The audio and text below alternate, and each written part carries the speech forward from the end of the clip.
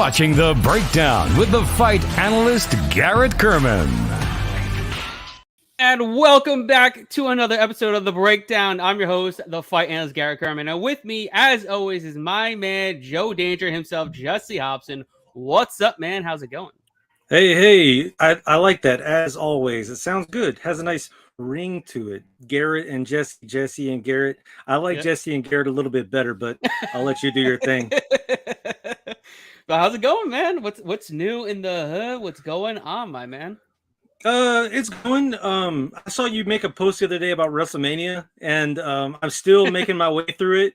I'm not as young as I once was. You know, there used to be a time where I could just make my way through a whole event. It's Wednesday now, and I'm still in the middle of night 2.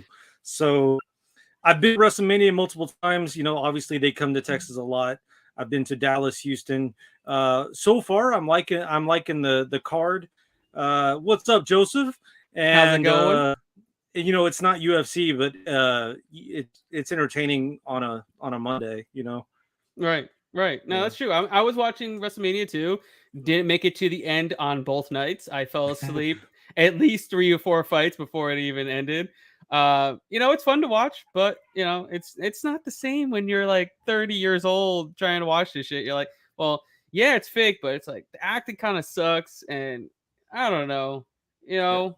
But I will say this, and I do have friends that wrestle. Indie shows are really fun to go to, especially with kids.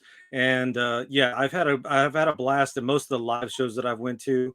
Those guys, you know, it's just like kind of NCAA basketball. Those guys, they're there to put on a show. They're there to win and you know, like basically be noticed. So right. WWE is its own animal, and like I said, I'm halfway through night 2. Night 1 was fantastic. I was really impressed with Logan Paul. Holy moly. Yeah, he was actually very good. I was impressed there too. I thought he looked better than Mysterio's son. You know, like he looked solid. So yeah, just looking forward to finishing that probably tonight, and then you know we got a UFC on Saturday. Yeah, UFC 273 on tap this weekend. We got insane fights on the card. Obviously, the 2 headliners, Volkanovski taking on the Korean Zombie for the featherweight championship, as well as the rematch between Petr Yan and Aljamain Sterling to finally get some closure on this fight. So I'm really looking forward to that. But the rest of this card, it's pretty well put together, you know, top to bottom, right? Yeah, the more I dug into it, and you know, obviously we kind of gave you guys a little brief preview last week, but this week I took a deeper dive. Things have changed, so you know, most of the stuff that we talked about last week isn't even relevant anymore. Some of it is, but it's kind of fun to talk about, you know. But it's like dream matches ultimately at this point. But yeah, the more I dug into this card and the more storylines that I think are actually present, and I had a lot of fun looking into each and every fight.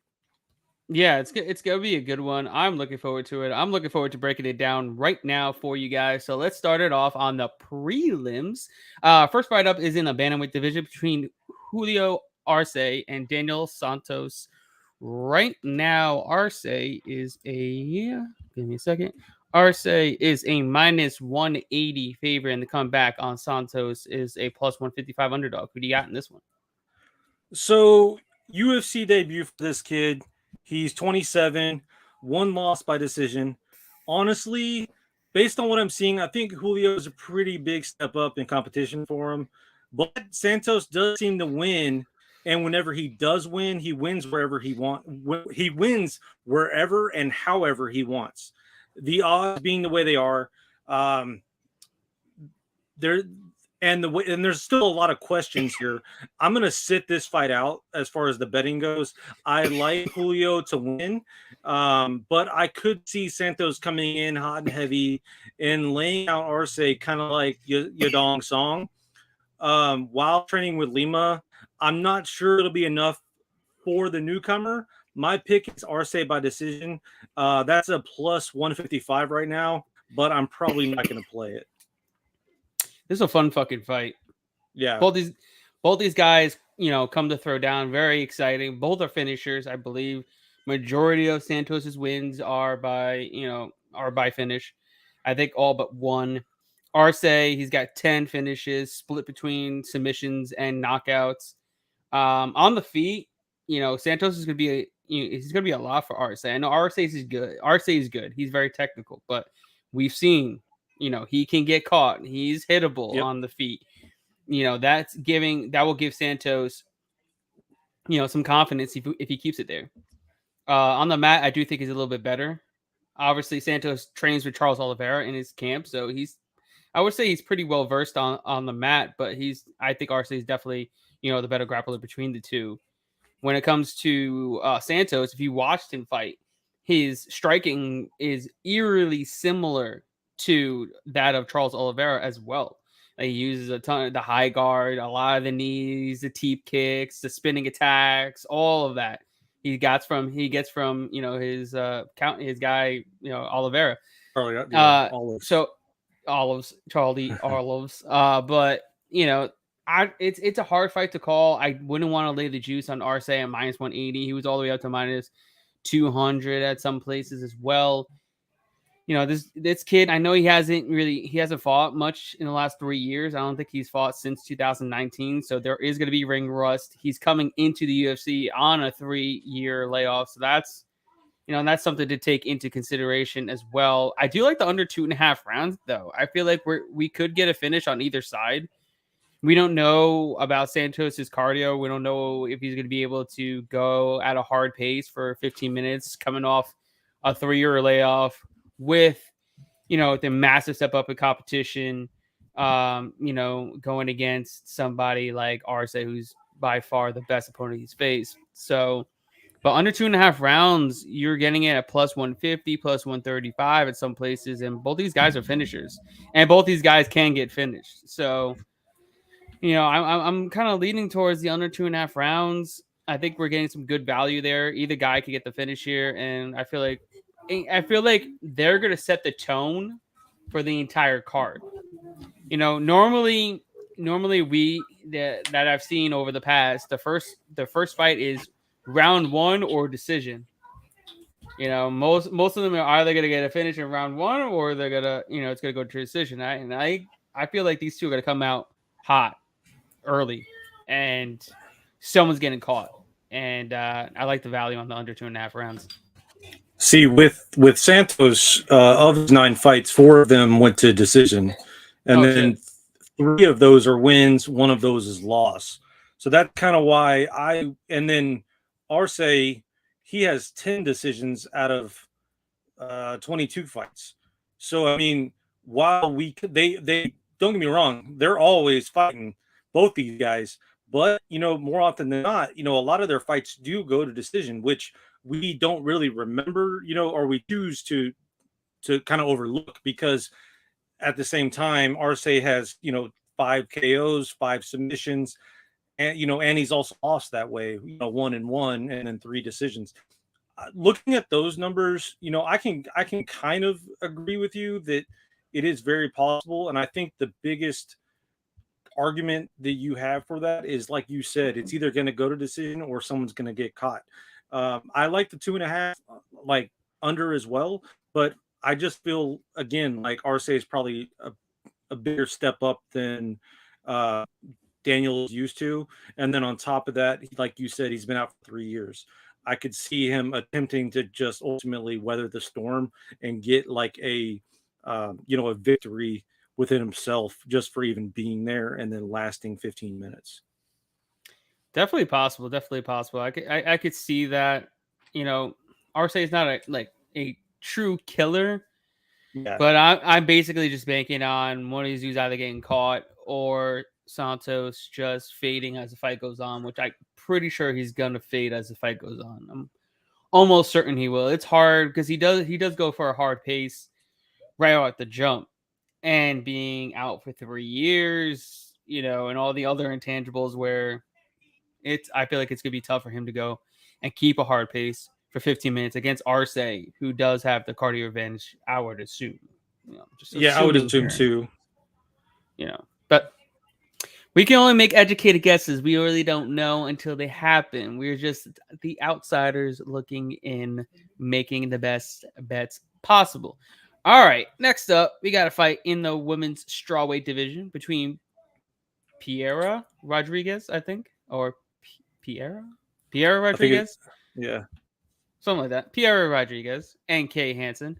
Right now is basically a pick'em 115 for Rodriguez and 105 for Hansen. Who do you got? I think it is Piera because her nickname is La Fiera. Piera La Fiera Rodriguez, maybe. I don't know. I could be wrong. 8 years of Spanish, still don't know shit. Yeah, this one's interesting.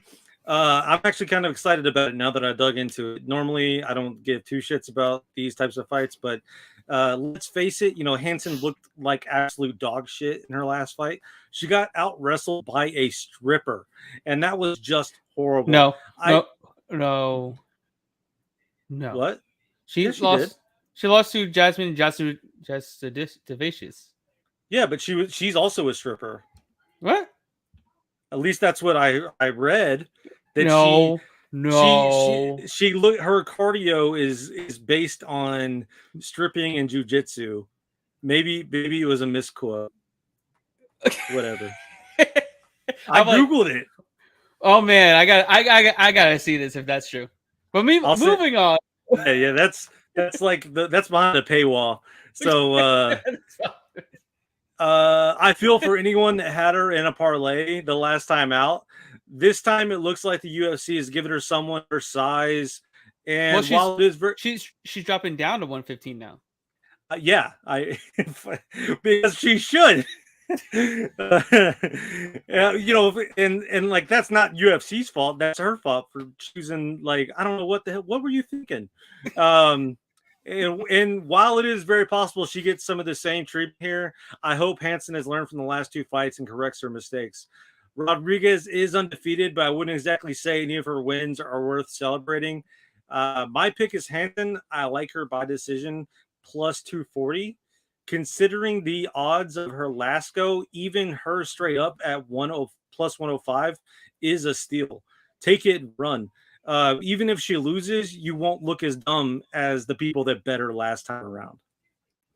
That is true. I was all over Jasmine Jasudavicius. I think that's her name.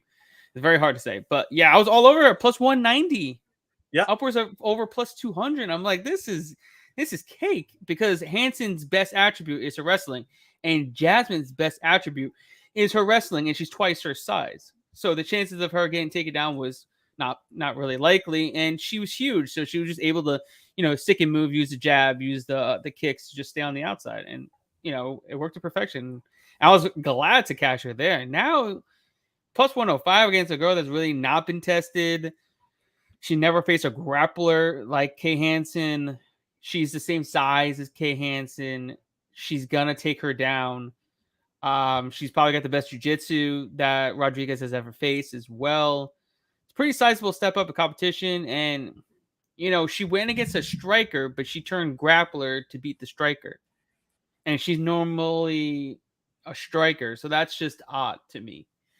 So I feel Kay Hansen is going to be a lot more comfortable in there. It just comes down to her cardio. That's my issue. A strawweight.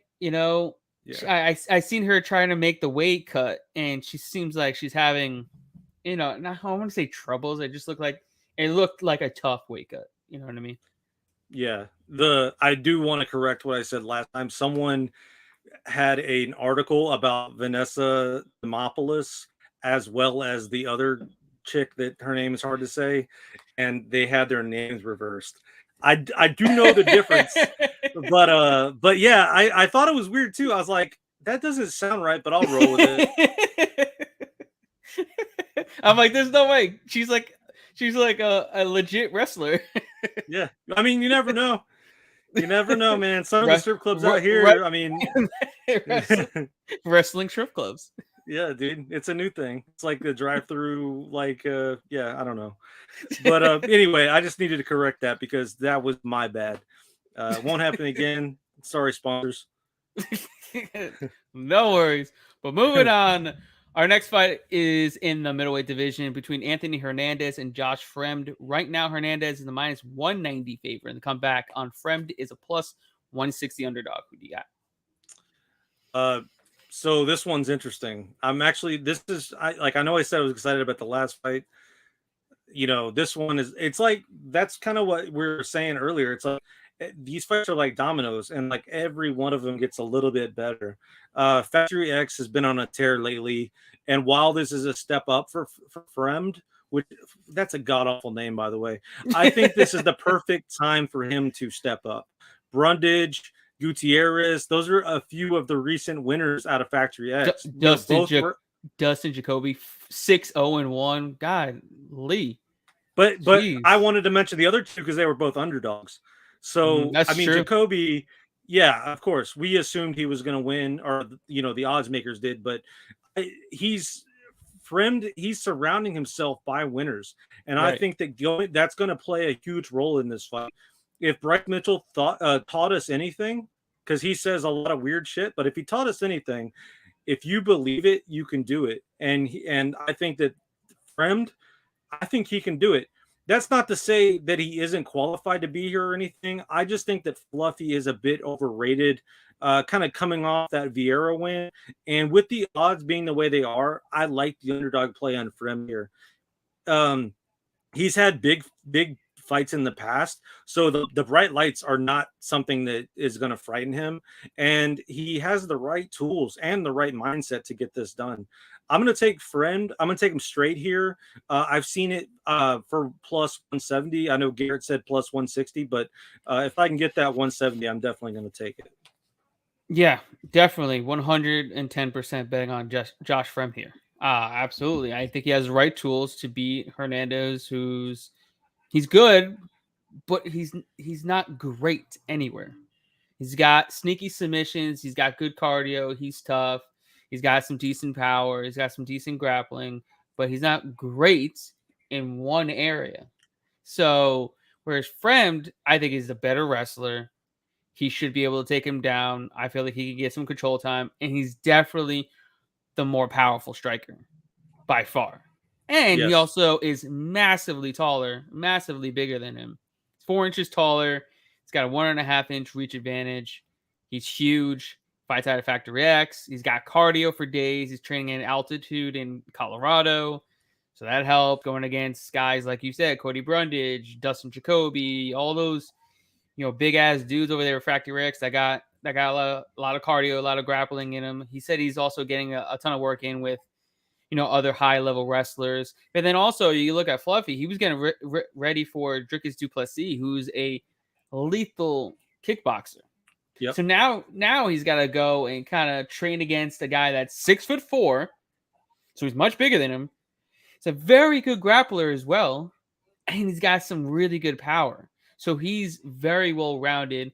It's hard to go from a specialist and Du Plessis to a very good all-around fighter that could beat you on the feet, that could beat you on the mat. So now he's got to be conscious of what he does in this fight. So, and then we're getting him a plus 160, plus 170. I think that's an absolute steal.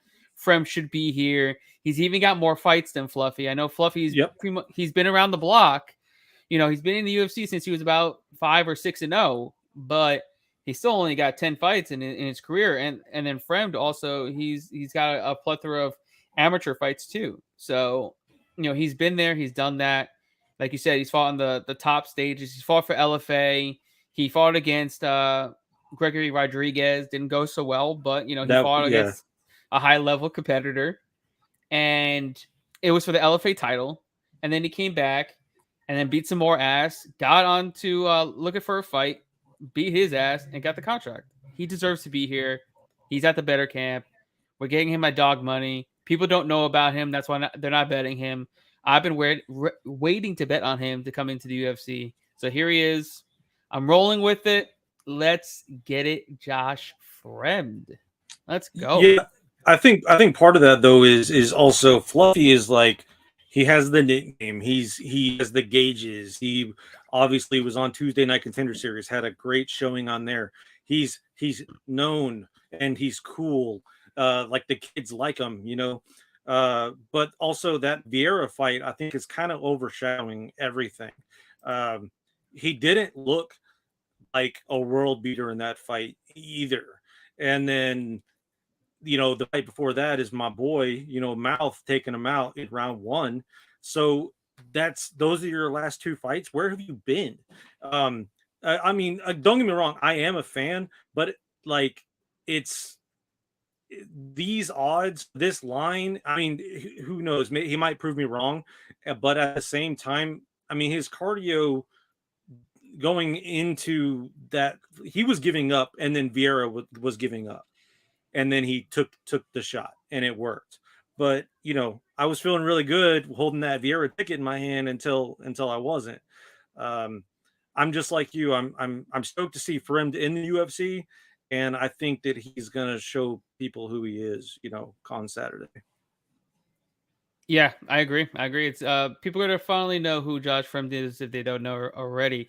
Mark is saying he can't wait for UFC 273, going with Korean Zombie with the upset. Jan by TKO in the fourth and Hamzat by KO in the first. Wow. That's a lot of bold predictions, my friend. And then he's got Fremd TKO in the first, loving that plus 140.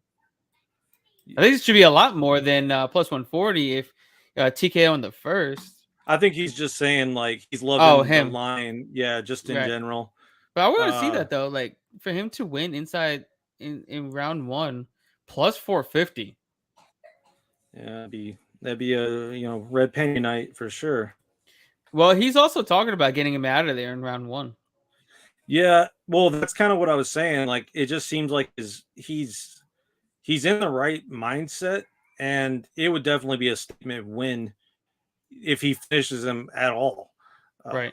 I do expect him to get a knockout though. Like I fully expect him to get a knockout in this fight. Like I think he's got good power, or if he takes him down and just gets him ground and pound. I just think he's the better fighter, and the odds aren't showing it because he's taken in on 7 days notice and no one's betting him because no one knows who he is. So the line is predicated on what Hernandez did in his last fight, which is an anomaly because he will never do that again.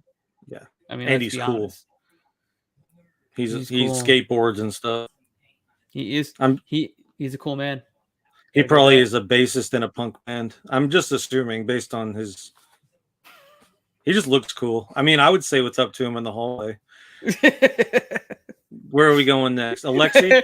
Yeah, we're up in the heavyweight division between Alexei Oleinik and Jared Vandera, right? Or is it Vandera? Jared Vandera. You won't need to know his name, in a couple more weeks because he's gonna probably get cut after this loss. Oh, okay. Well, this is a pickup fight, minus 110 across the board. I'm assuming you're going with the boa constrictor. Big changes on this guy. We had Latifi, and to be honest, I was getting a little nervous about it, but this is a whole different fight. Vandera has a neck. He has a neck. Latifi does not have a neck. I'm not big on Vandera. Like I do like him as a person, so let me say that right off the bat. But he's coming off 2 losses where he didn't do much. I think we see more of the same here. While Vandera does have more power or have some power, Alexei can take a punch unless your last name is Harris. And basically, I see Alexei tripping Vandera up early, like probably round 1 or even near the end of round 1, and getting the sub. Simple as that. As soon as this goes to the ground, it's over. He has a neck. Alexei's going to find it. Plus 165 sub. I love it. Fuck this fight. Just throw that out there right the fuck now. I like Jared.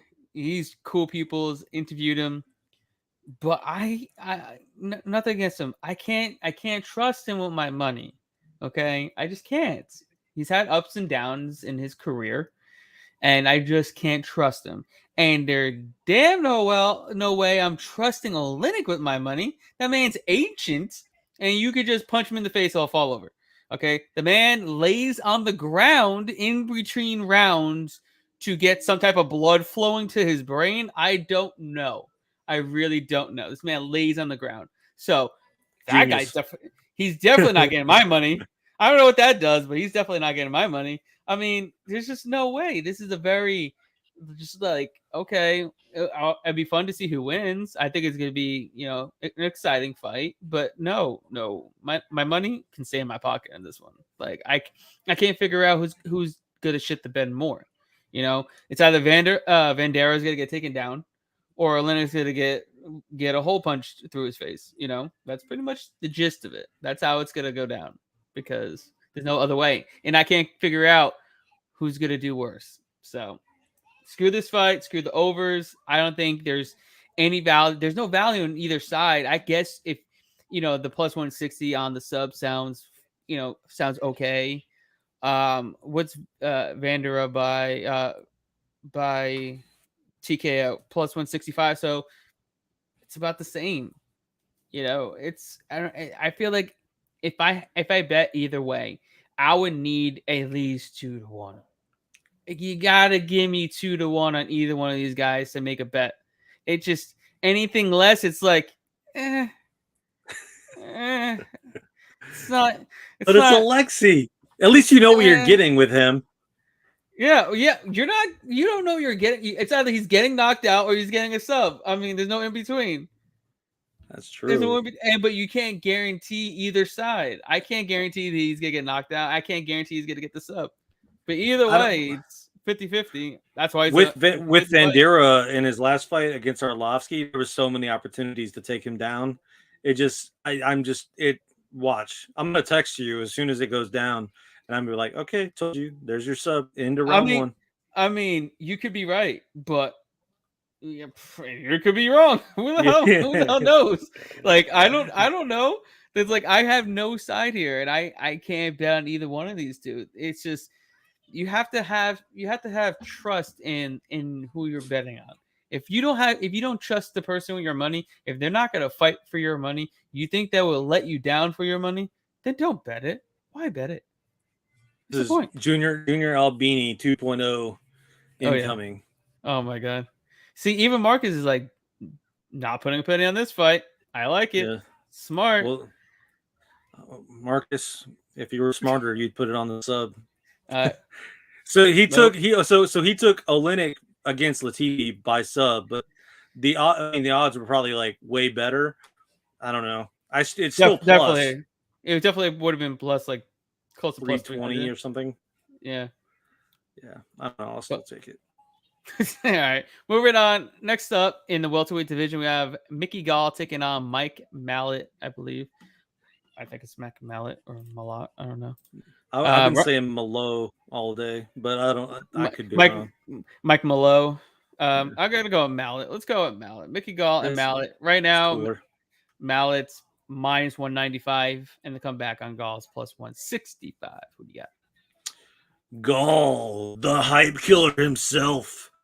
As much as I love this dude for murdering Sage Northcutt and CM Punk, I'll never forgive him for losing to Diego Sanchez. My winningest night in all of UFC, and it would have been that much better had he won that fight. And while I don't know a lot about Mike Mallet, I do know that he has one loss to Hakeem Dawodu.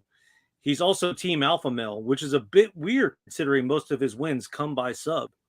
While my heart is telling me to fade Faber, my mind is telling me Mallet inside the distance. I know Mallet is making his debut here, but Gall hasn't looked like himself as of late. I like, but I don't love Mallet inside the distance at plus 120. However, I do, listen up, Marcus, I do love Mallet in round 2 at plus 500 and Mallet in round 3 at plus 900. Most of Mallet's wins come in round 1, and that's why we're getting these really good lines. I think Mickey weathers the storm early and gasses a little bit later on, and because of which I'm going to sprinkle a little bit of my monies on rounds 2 and 3 and hope for the best. Yeah, this is it's interesting. It's a weird one. Yeah, it's a hard fight to call. I mean, you have Mickey Gall, who's grown up in the UFC, which is very unheard of, and he's fought some legit competition since his third fight, going against Sage Northcutt. Mallet was all the way down at 145 at one point in his career.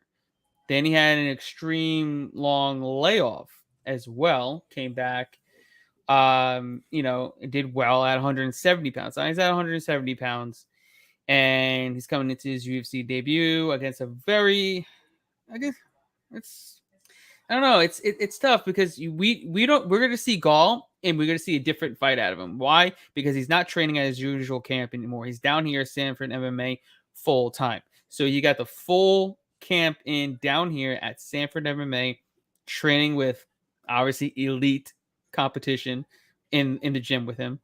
And now he's going against Mike Mallet, who I don't even think he trained more than a few weeks. I would say 2 to 3 weeks out in Team Alpha Male. Majority of the time, it was spent out in his home gym somewhere in Canada. I think it was Ontario, Canada, I believe, or Toronto, perhaps. So these are intangibles to kind of take into consideration. We might see a different, fighter between the two of them.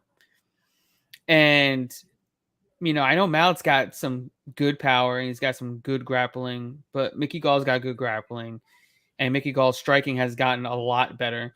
And the only person to really put him away was Diego Sanchez, and that was the anomaly because his other losses were to Randy Brown, Mike Perry, and Alex Morono, and neither one of those guys could put him away. So the dude is actually pretty tough. I think he's got a decent chin on him, and I do think he's going to have a size advantage in this fight. I mean, he's pretty damn big. Like Mickey Gall's a big dude. I mean, like what is the difference between them in height?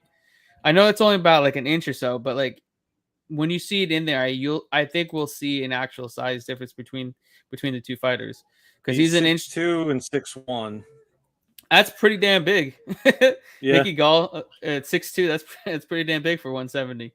I know Mallet's right up there, but I just feel I guess we'll have to see when it comes to the weigh-ins, but I feel Gall will have a little bit of a size advantage. But even so, it's tough. It's really tough. I don't like this line on Mallet minus 190, minus 200. It's always good to fade Contender Series alum at minus 200, especially when you're going against somebody that's very seasoned and somebody that's an actual veteran of the UFC. You're talking about Gall has over 10 fights in the UFC already. That's unheard of. So he's going against a guy that has 10 UFC fights to his 0, and he's a minus 200 favorite. I don't know, man. It's a tough one. That's kind of why what you made an interesting point about how you think Gall actually holds up pretty well. That's kind of why I like Mike Malott in round 2 and round 3, because he typically finishes them in round 1.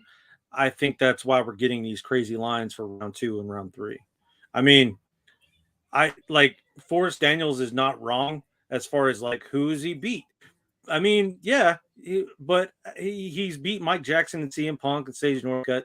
But at the same time, the guys that he lost to, it also kind of shows that he is fairly durable as well.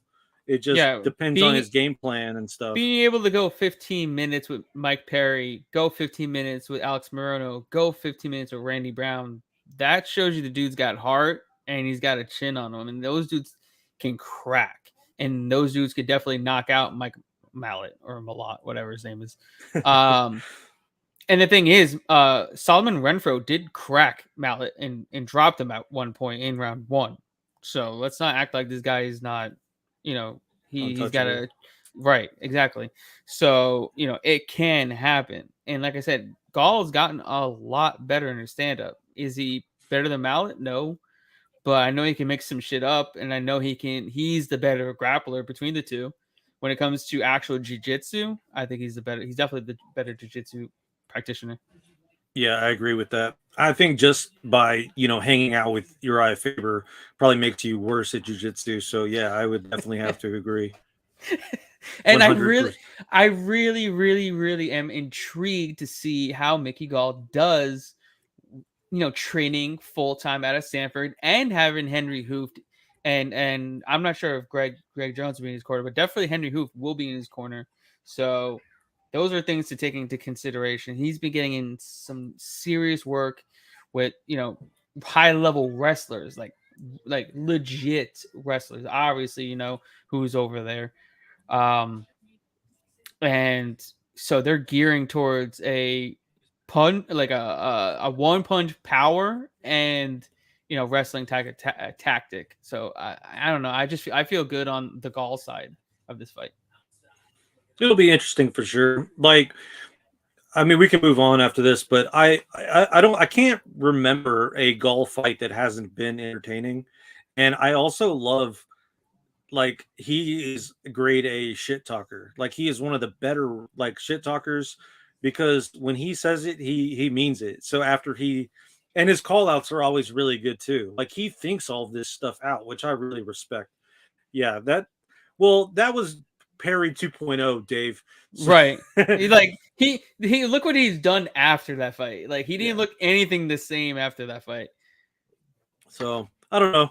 It'll be fun. It'll be a good one. I think like I said, I'm gonna go with Mallet, even though his image is gray. Fade the gray. But It's just like I said, it's never a good idea betting on a big favorite yeah, as a contender series debut. It never works out. Normally, it never works out. It more than not works out. Let's put it that way. it's just hard for me to like have faith in him after the Diego fight because he literally gave up. But look how much better he's got. Oh, I know. I mean, I I mean, can say that. he beat the dog shit out of what's his name? Jordan Williams. He beat the Who did dog it? shit out of him. Who I did know, it, dude? no, I know, but at least he looked good against a competent opponent. Yeah, fair enough. When Jordan and I hate to say this, but when Jordan got to the UFC, I was like, thank God, because this is my moneymaker right here. I'm gonna bet against him a lot of money every time, and it worked every single time. I mean, obviously he won maybe like one, but more often than not, I was collecting. So thanks, bud. I know you're watching.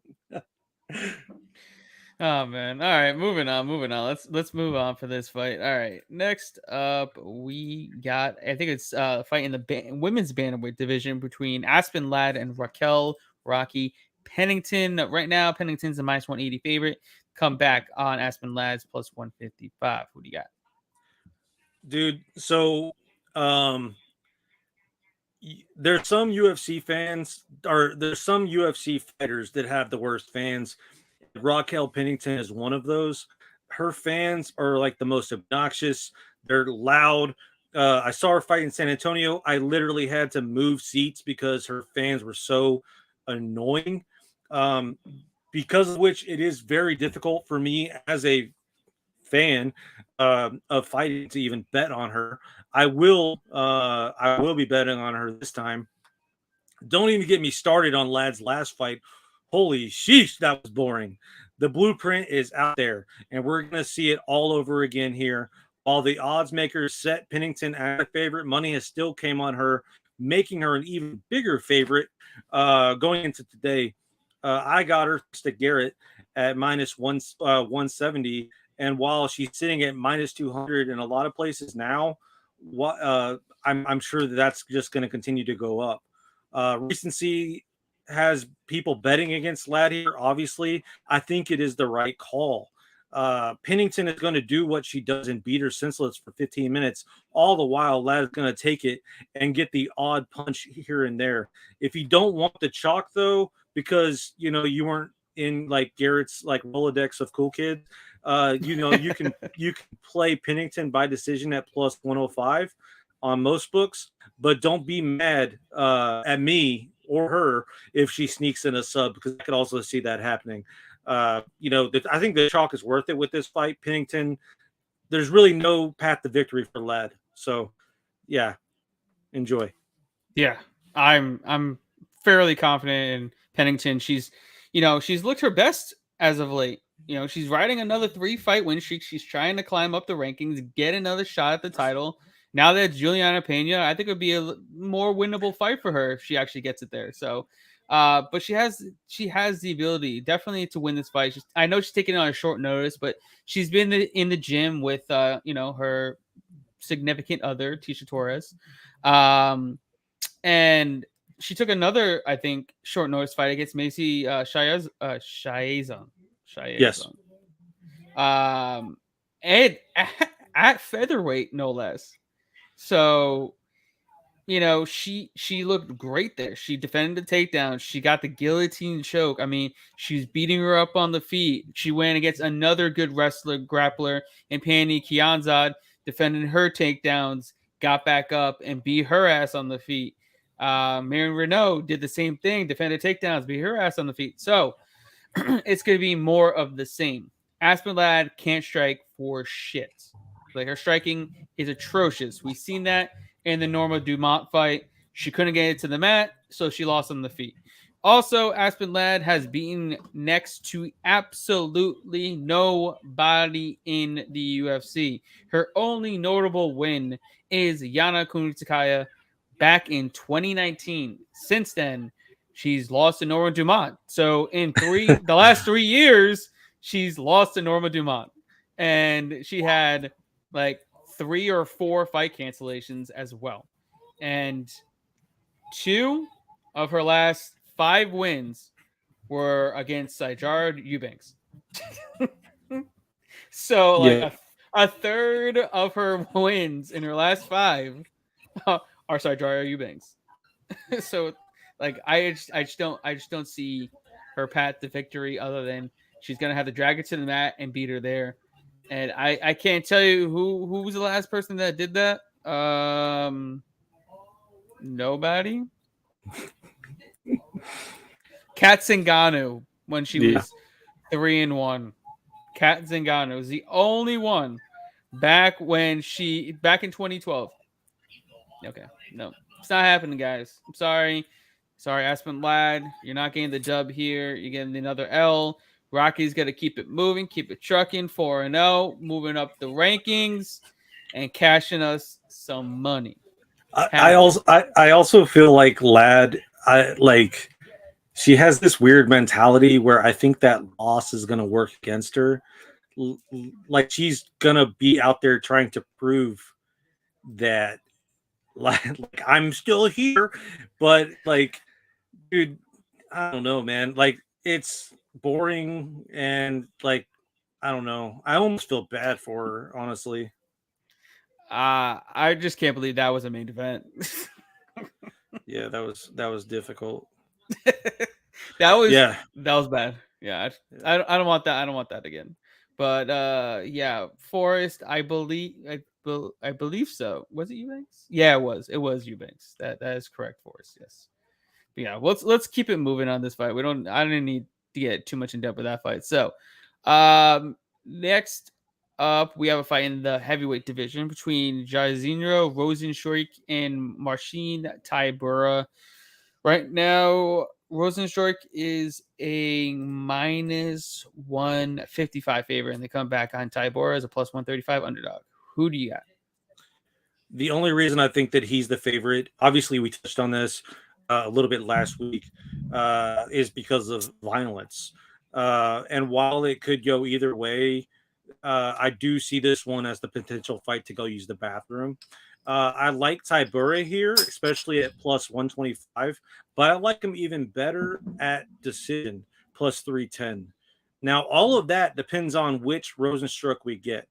Is he going to rush Tybura like he did against Sakai, or is he going to be cool, calm, collected like he did against Gunn and Blades? I think that's the guy we'll see, because that's the new and improved Rozenstruik. We shall see. But my money, though, I'm going to put a wager on the veteran Tybura performance. Not to say that we don't see a crazy first round, because that's also very possible. But I'd be happy with a 15-minute dance around the octagon, especially if it means I cash my plus 300 ticket and I get a bathroom break. Yeah, this is another one of my underdogs of the week. I really like Tybura on this spot. Rosenstrike, he's not gonna, like you said, he's not gonna fight like he did against Sakai, because Sakai is not gonna threaten him with takedowns. You can't come forward if you're gonna get shot. You're gonna get taken down.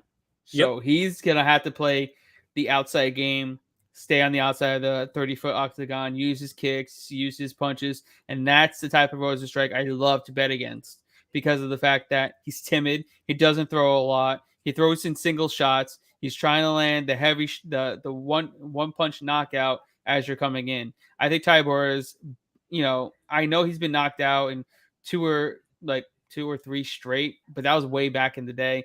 It looks like his chin has gotten a lot better with his age somehow, and he's been able to take a lot heavier shots. It's weird. I don't know. He's, with his old age, somehow the chin's gotten better. It didn't get worse, and I expect him to, take him down. He's even been talking about he's gonna go in there, he's gonna take him down, he's gonna get the TKO on the mat. Okay, signed, sealed, and delivered. Give me that all day. I just love hearing, a fighter saying that he's gonna do exactly what I am expecting him and I want him to do. You tell me that, I'll bet on you all day. Yep. Well, and he's done it before, so right. He's not afraid to. I mean, the man, he attempted 16 takedowns in 15 minutes against Volkov. 16. Yep. That's one per minute. That's insane. That means he attempted 2 takedowns in 1 minute in one fight, at one point in the fight, and the rest one takedown every single 60 seconds. Yeah, and Rosenstruck is not Volkov. I think Volkov's much more difficult to get to the ground. Well, considering he's 6'7", it's much more difficult. Yeah. I mean, I'm just guessing. I would assume taking down a tree is not that easy. Yeah. All right, moving on. Next fight up, we have in the featured prelim is a fight at 170 pounds between Ian Gary and Darion Weeks. Right now the line is set at minus 365 for Gary and plus 280 for Weeks. Who do you got? Like the Jordan Williams fight, I believe that this is a setup fight to showcase Gary. If Patty loses, well, they still got Gary. Yeah, I like him, or should I say, I did like him. Did you hear about this, Garrett? No. Oh, dude, I got some news for you. Ian Gary got married to an old lady, and he's taking her last name. What? Yeah, I don't know, man. Shit's weird. And honestly, I'm not. This might be the same article from the stripper earlier, but no. This is real. This is real. And honestly, I'm not really sure what to think about him. If and when he starts getting into the top 10, that's some prime joke material for his opponent. I mean, I can understand if your last name was like Penis or Kerman or something, but Gary, Gary, come on, man. Funny. Yeah. No, but anyway, that's all true. I read that earlier today. Gary does win this one. Weeks has one decision loss to your boy Barbarina. Your boy. Gilf living. Yeah, apparently she's pretty attractive. She's 38, very attractive woman. She's like a social media video person. Gary is bigger and stronger and younger than both of them. Both this guy that he's fighting and his new wife. And I believe he gets it done inside the distance, probably a KO, which sits at plus 125 right now. If you don't like the chalk, I do like Gary to win. I like the over 1.5 rounds. And I like Gary to win by decision at Oh, +200. Decision on Gary. Weeks, I believe, is tough enough to not get cracked on the feet. I don't believe he's been finished. I know he had to be finished because he faced Barberena. He was able Yep. to go to war with Barberena. I know Barberena is not he's not a terribly hard, powerful puncher or striker, but he's got a pace, and the pressure and the volume that he puts out just overwhelms his opponents. And it's hard to, and then he was able to do that, go 15 minutes, and then wrestle and attempt and get him to the mat 4 times. And then Weeks is talking about having a fight of the night type of fight. They asked him about, oh, do you think one of you guys are going to get like the early finish? He's like, I'm hoping for, we go to war, we go in there, we throw down, we get fight of the night. So he's not very confident in him getting the win via finish. So he's thinking at least, we could get fight of the night, So I feel like, I feel like he could just he'll showcase his skills, and he'll get his first decision win in the octagon. And plus he went to decision before against Jack Grant. So I feel like it could be another fight. And that was 25 minutes. So he went 25 minutes and didn't get a finish. I feel like he could go 50 minutes and not get the finish, but get the win though. interesting. I like it. It's sneaky. Yeah, plus 200. I think it's worth it. I mean, I feel like Weeks is tough enough. I mean, could he get caught? Yeah, I could totally see it. I mean, like a head kick or something like that early on wouldn't surprise me. But at plus 200, I think we're getting some value on there because Weeks has, like I said, hasn't been finished ever. And I feel like he's tough enough to just hang in there and go the 15 minutes. But we'll see what happens. All right, next up is our first fight on the main card in the lightweight division between Vince from Hell Pichel. I love that name. I love that. Perfect. It's like, especially for him, he's literally, that is the perfect nickname for him. And Mark O. Madsen. Right now, Pichel is a minus 130 favorite in the comeback on Madsen's a plus 110 underdog. What do you got? First, before I jump into this, Al, thank you for the compliment. That was probably more directed towards me, but I'm sure Garrett appreciates it nonetheless. Brandon Piper, don't know who the hell that is, but cool. And either way, Forrest, like you, because you're here and you're commenting, so keep up the engagement. Pichel from Hell and Madsen, both these guys have looked stellar lately, absolutely stellar, and I'm fans of both of these guys. While the odds are a bit closer right now, they weren't a week ago. I placed a bet on the Olympian because if Pichel's only 2 losses have shown us anything, he doesn't fare as well against grapplers. I mean, he looks good, but not as good. You know what I'm saying? That's not to say he isn't a beast, but when I saw the wider underdog number on Madsen, I had to take the stab. Again, that's because I'm in Garrett's Rolodex. If you want to join, hit him up. Madsen is undefeated. He has proven, and I think he cruises, not with ease, but decisively to a unanimous decision here. Don't get me wrong. This is a big test for both guys, but I'm very okay with betting dog money on the lossless Olympian here. I'm all over Mark O. Madsen. I got him plus 150. I think it was Monday last week. I just think this is a matchup where he's going to. This is his coming out party. Let's put it that way. This is arguably going to be his best performance.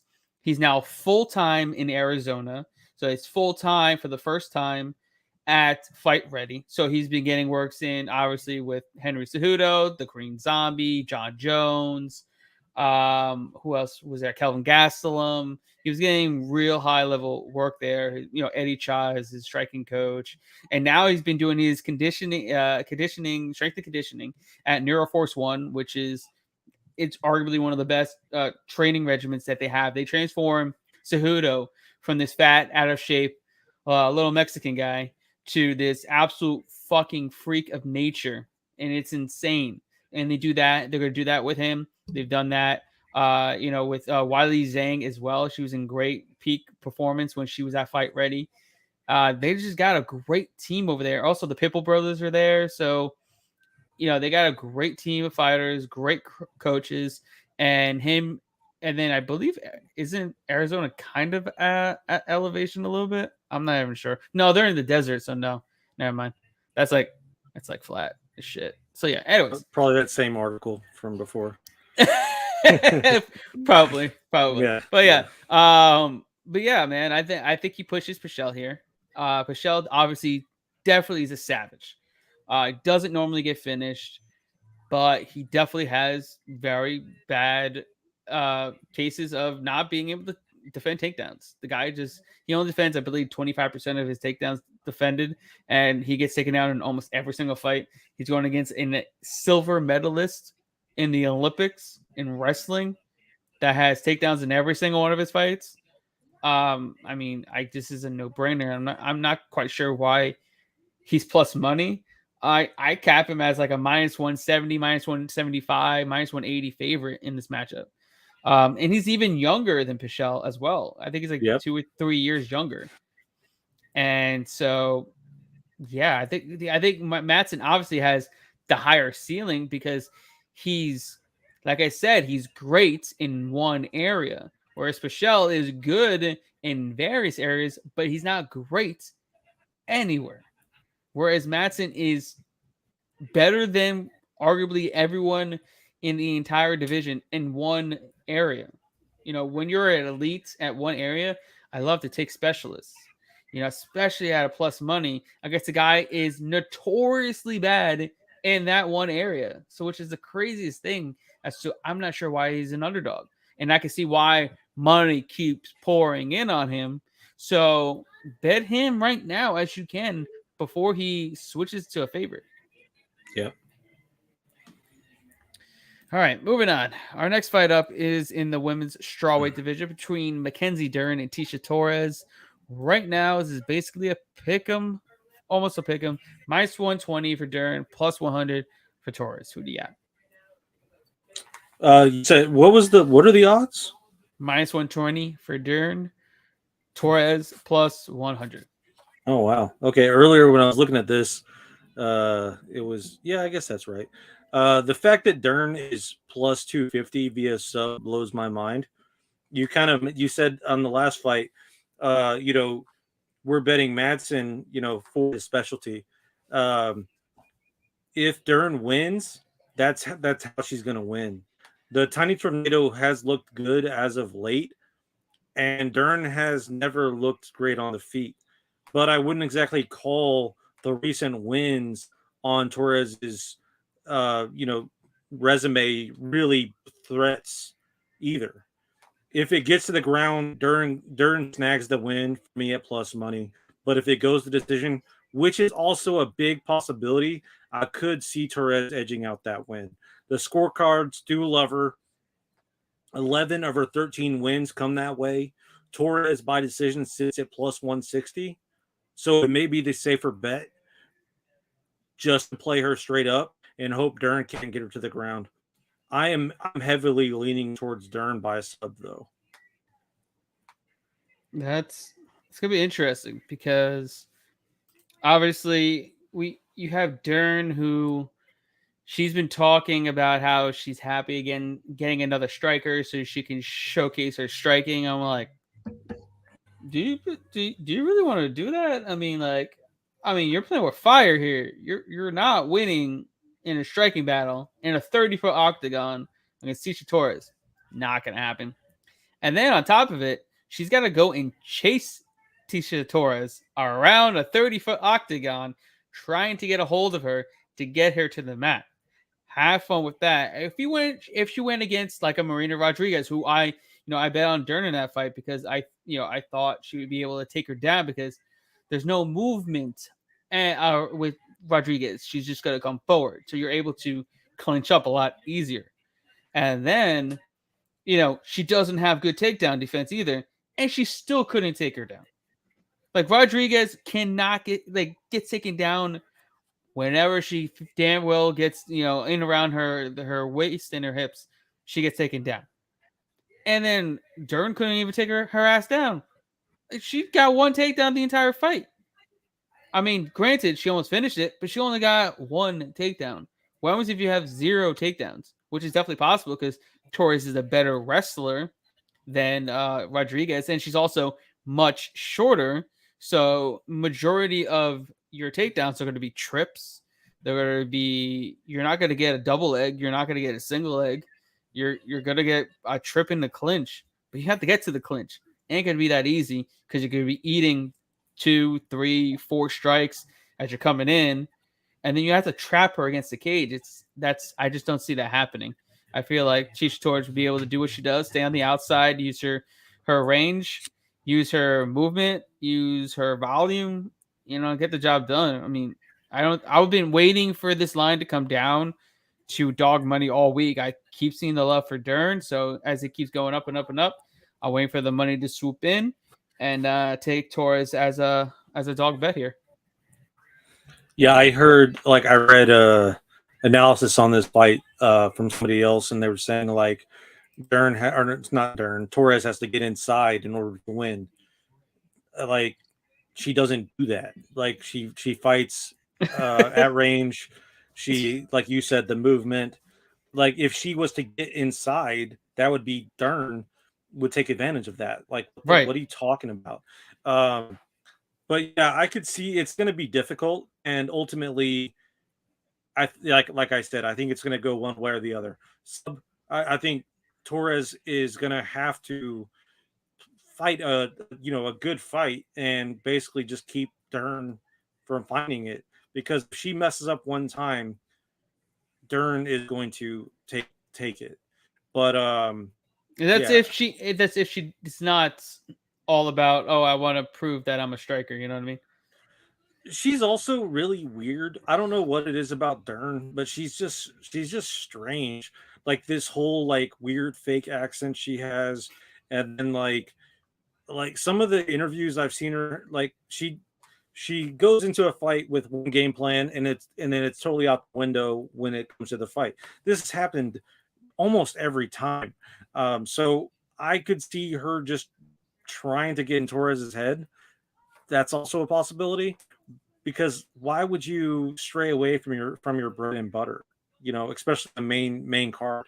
But I mean, if it becomes available, I don't see her not taking the sub. You know what I'm saying? Right. No. It's interesting, but I do like both the plus 160 and plus 250. Like the plus 160 on Torres by decision, and plus 250 I like that a lot. on Dern by sub. Yeah, Forrest, the fake accent does kill me. A buddy of mine was trained by her dad, and I know for a fact that it's a fake accent. I know for a fact. So yeah, inside info there. You heard it here first. Only on the breakdown with Garrett Kerman. All right, moving on. We're finally up to the 3 big fights on this entire fight card. Next up in the welterweight division, we have a fight between Gilbert Burns and Hamza Chimaev. Right now, Chimaev, I don't know why it's all the way down here, but Chimaev is I noticed that too. Why is it down there? I have no idea. It frightened me earlier, dude. I thought the fight had been canceled. I know. I was like, oh my god.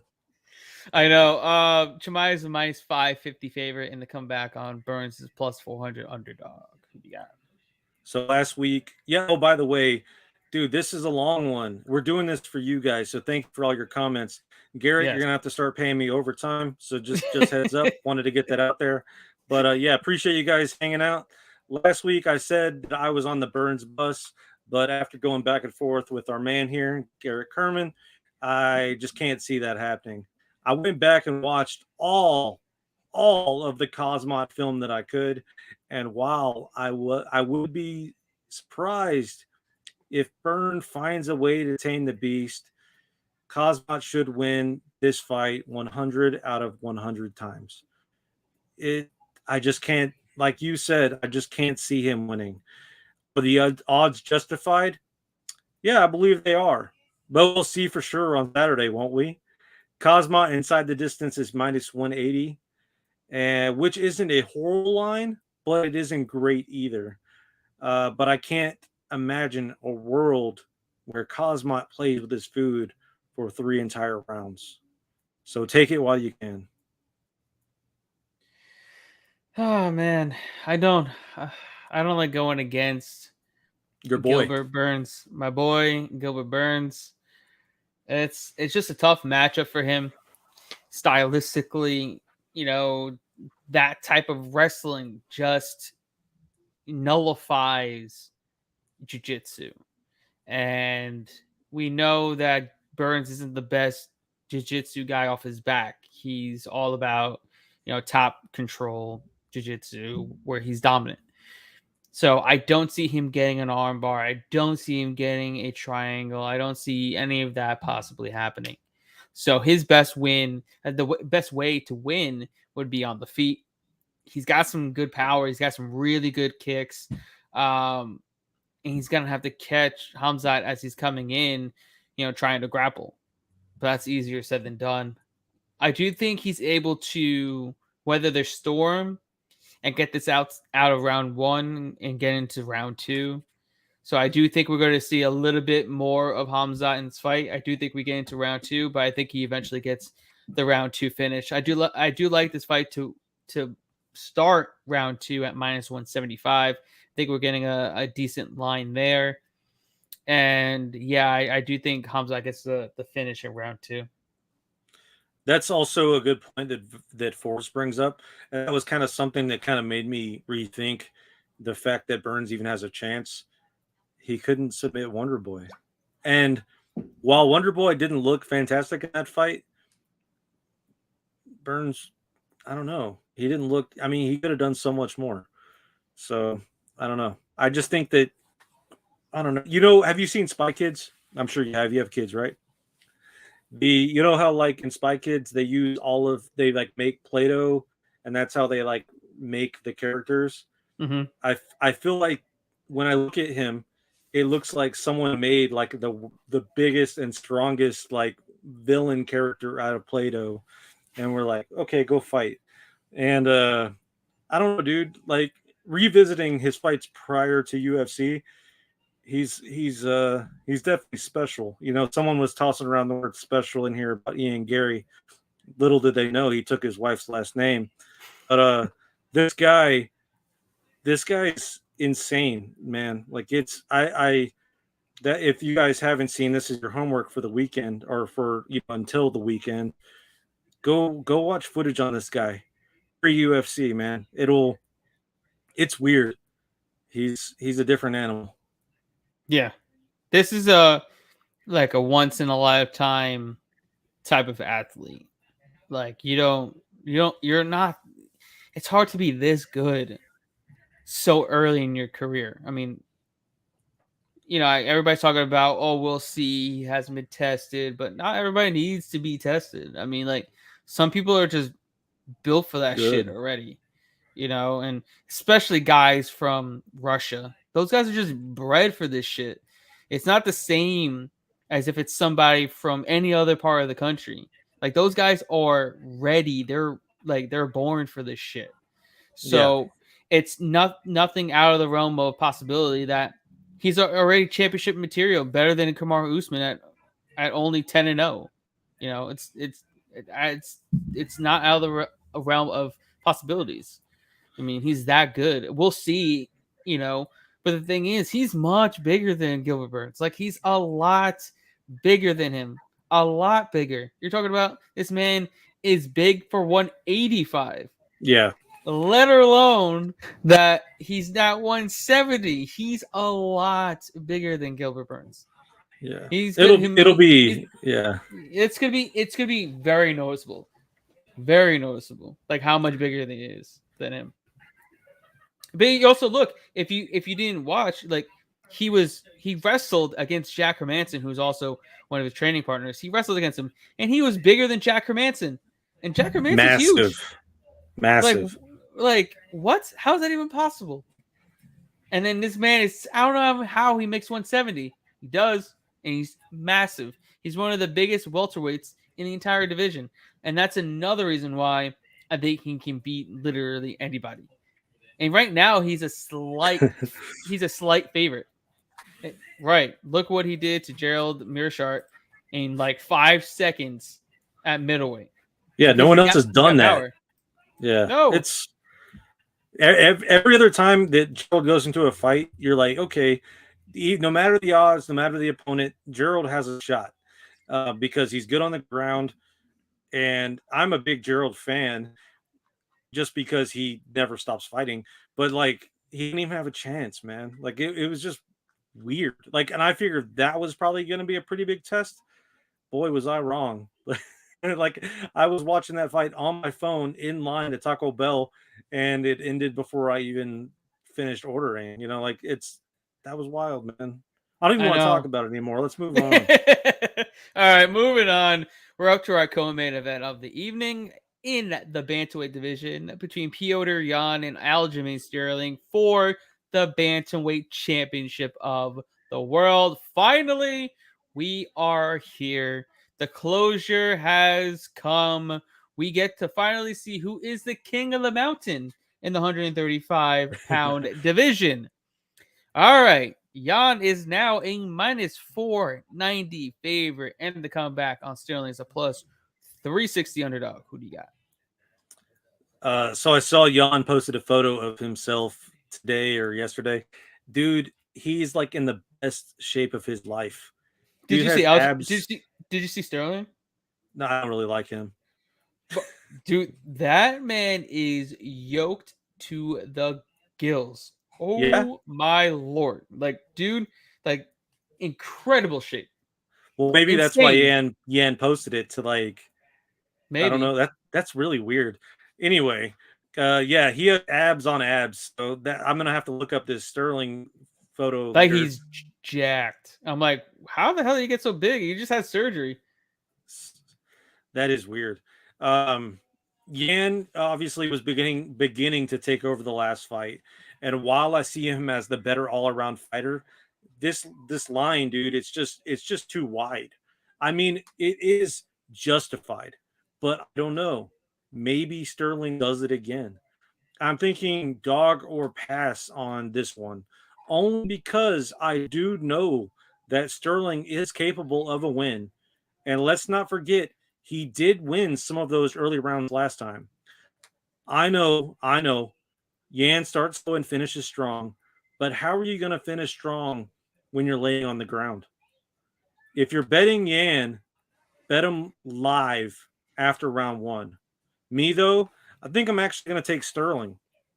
I think it closes very high in plus money. I think people are going to start putting those parlays together and assume that Yan is a solid piece here, which, don't get me wrong, he is. But I like the dog money, even though I think that Yan does win this fight. I think that there is an opportunity for Sterling to steal this. I don't know how. I don't know how, but I think for every 10 fights, I think Sterling can win 3, and he's already won 1. So I think we have, hopefully this Saturday, 2 of those. One of those 2 happens on Saturday. I just don't see it, man. I just can't see it. Like, it's gonna go eerily similar to the first fight. I do think Aljo would be a little bit better. Same outcome. Aljo's gonna look good early, gonna fade late. Jan takes over, either gets a late finish or gets a decision win. It's pretty much, it's simple as that. I would love to bet on either winning rounds 4, 5, or decision. Jan's got this. I know. I do think Aljo may get him down a little bit. He may get some control time. He's not going to finish him. He's going to get back to his feet. He's going to sweep him, get up. I mean, it's just rinse to repeat. Also, Aljo has never gone 25 minutes ever. Yeah. in his entire life. Jan is accustomed to going 25 minutes, and he paces himself better than anybody else in the entire division. Yeah, he's a little slow in rounds 1 and 2, but he's feeling it out, feeling you out, letting you do your work. He's just going to keep walking forward. He's going to throw combinations, going to be in your face. He's going to be throwing the harder punches, and you're the one that's going to be more exhausting trying to stay away from him and trying to stay on the outside. So I got Jan all day. I don't see how he doesn't win. I have him by decision. I think it was plus 125. I have over 3.5 rounds, which I think is like minus 165. I feel like this goes to the distance. I feel we're going to get a great back and forth battle, but Jan's going to edge out rounds 3, 4, and 5, possibly even rounds 2, 3, 4, and 5. Yeah, I'm really excited about this one just because of the uncertainty, of the last fight. I just want the arguing to stop ultimately, and I want, I feel like MMA Twitter will just kind of relax for a day once we kind of have a decisive winner. If anything, as long as there is not a knee to the groin or knee when they're down, everybody wins, because this fight has to have a winner, and a decisive winner at that. And I it's one of the ones that I kind of went back and forth with. I mean, Yan has won me a lot of money, no secret. I don't know, man. Just something's telling me Sterling. I could be. I mean, I've never been wrong before, so no. But you're definitely going to be wrong here, though. just letting you know, you're definitely going to be wrong in this one. All right, moving on to our main event in the featherweight division for the featherweight championship of the world between Alexander the Great Volkanovski and Chan Sung Jung, the Korean Zombie. Right now, Volkanovski is a massive minus 720 favorites, and they come back on Chan Sung Jung, the Korean Zombie, plus 500. Who do you got? Volkanovski is one of my favorite fighters. Not only because of what he does in the octagon, but he's also pretty interesting. He's super humble. He's super chill. He looks like a dude you could have a beer with.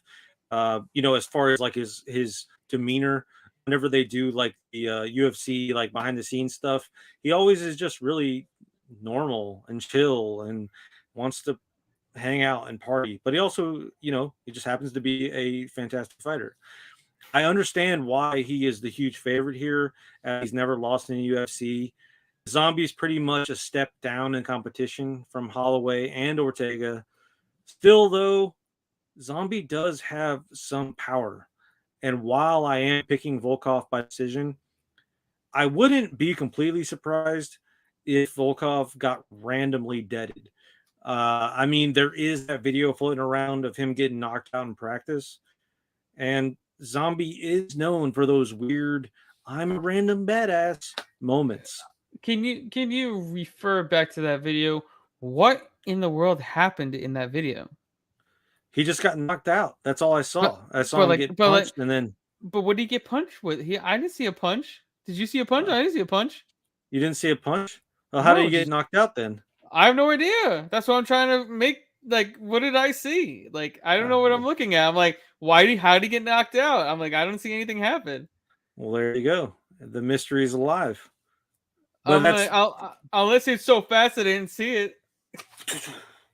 1-2 McGregor, 3-4 Mayweather.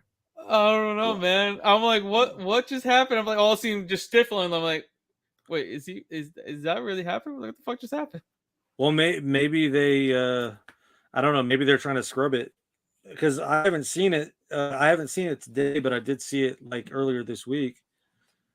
So I think my mind playing tricks on me though. I just think it was probably there, but I didn't see it. Yeah, fair enough. But I mean, my point in me even mentioning it is that Zombie is known for those moments. So while he hasn't looked the same, as of late, he is a very special guy. I still think Volkov is a legit, real deal X-Man. He is a literal X-Men. So it's really hard for me to see him losing to anyone, really, even a zombie. The odds are insane. So I'm going to sit back and just enjoy this one like a fan should. Volkanovski gets the job done. Let's just put it that way. I'm just being quick and simple, right to the point. Volkanovski gets the job done. I don't think Korean Zombie is the one to dethrone him. Is he going to have his moments? Absolutely. Is he going to land some shots? Absolutely. Will he knock him down? It's a possibility. But Volkanovski's been there with the best. He's fought through adversity against the best. I mean, if you can get out of a mounted guillotine choke from Brian fucking Ortega, who is known for his guillotines and obviously his triangles, which he got out of that as well. And his beautiful eyes. Yeah, that's don't forget those. Yeah, the eyes. But anyways, if he can do that, he can fight through anything. So Volkanovski's minus 720 is really not out of the realm of, yeah, that's probably where he should be. That's how dominant he's been. It's going to take somebody like Max Holloway to bring that line all the way back down to probably closer to minus 250 or so. But yeah, Volkanovski gets this done. I think the Korean Zombie is going to be tough enough to hang in there for 25 minutes. I think Volkanovski retains his title and gets a clear-cut unanimous decision win. And I think that's minus 140, if I'm not mistaken. That's what I got. Yeah, see, I don't know. I don't even know if I want to bet that, just because, I mean, it's very possible. Zombie just hasn't looked like himself lately. He's older. It's very possible somehow Volk finishes him. I don't know. I feel like just sitting back and enjoying it is the right call. Yeah, I don't blame you, to be honest. I just don't like. And the thing is, I would throw Volkanovski in all of your parlays just because you have an easy hedge opportunity. He can anchor all your parlays, and then you have the Korean Zombie at plus 500. You can easily hedge your losses, even if you wanted to. Yeah, you know what I mean? You wouldn't need to, but yeah. No, you don't need to, but you can always guarantee yourself profit with just a little bit amount of money, to cover your losses. I think that's best. Sorry, Forrest mentioned that. He is a great cook. Yeah, it's just he's such a cool guy. It's just, and Garrett, you're cool too. Don't get me wrong, and I was really enjoying what you were saying. But we just had to highlight the fact that Volkanovski is a good cook. I think that's really the way the cookie crumbles this Saturday. I think I'm going to have better predictions than you, but I mean that's I don't know about all that. We'll how see. It goes. We'll see. But we appreciate you, Forrest, for tuning in with us, and everybody else out there watching. Thank you so much for hanging out with us for about an hour and a half. Break down some fights, getting some bets in, and making you guys cash. That's what we're here to do. We're here to put money into your pockets. That's what we're here for. That's what we love to do. Cash out every single week, keeping this money flow going. UFC 273 on tap Saturday, April 9th, live in Jacksonville, Florida. I might be making an appearance. I might be there. We will see. We will see. I wanted to also let you know Howlerhead is going to be doing a bunch of meet and greets. I can send you that way. And while I have the mic, I just wanted to thank Uncle Dana for sending me this right here, straight to my front door. So appreciate Uncle Dana, appreciate Howlerhead. If you guys like what I'm saying, you can look me up on YouTube, Jesse Hobson, cinedump.com, cinedump.com for reviews and interviews from all your favorite movies and actors. Outside of that, Joe_Danger and Real Joe Danger, that's me everywhere. It's really all I have to say. But yeah, watch the fights. Garrett, If you want to go to the meet and greets, let me know. I'll send you the link. And everyone else, thanks for tuning in. Absolutely. We will see you guys next week for more breakdowns and more money in your pockets. Guys, have a great night.